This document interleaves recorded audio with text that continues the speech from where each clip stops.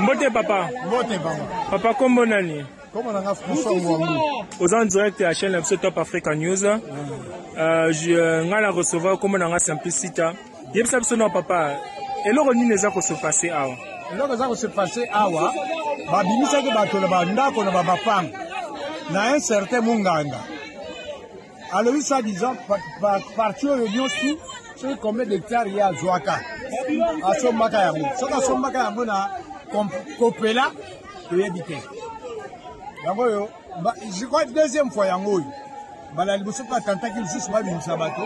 Ça n'avait pas tenu. Cette fois-ci, accueilli.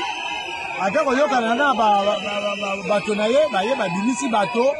Hein? Dans des temps, on a biloko bimi et belé bolibanda. Et ça mutu moko. Biloko zake belé bisu ba bombi si bombi si la bandako. Ok. Biloko bima ke zake awa belé bandako no so yo moni pololo. Et zake ya bateau ba lali na libanda wa pendant 4 mois. Ok. C'est comme ministre, tout le monde a ministre à sur place. Aïe pour na rosala nini. Ah, ministre déjà ça confronté qui munga ngawana na ba plaignant. Bateau ya bimisaki. Yango na ministre a monité. Il faut comme la terrain avant qu'il y ait une décision. Notre ministre a Yawa, tu es sûr que bateau va besoin de la bandako. Donc ministre a besoin ça bateau a besoin déjà. Basi bazongi déjà. Bateau déjà besoin de la bandako. Ok, ba buka buka.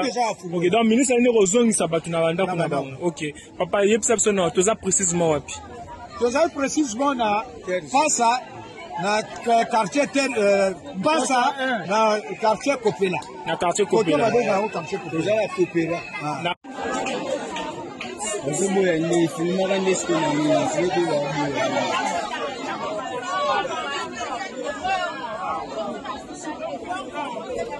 bon, on finit.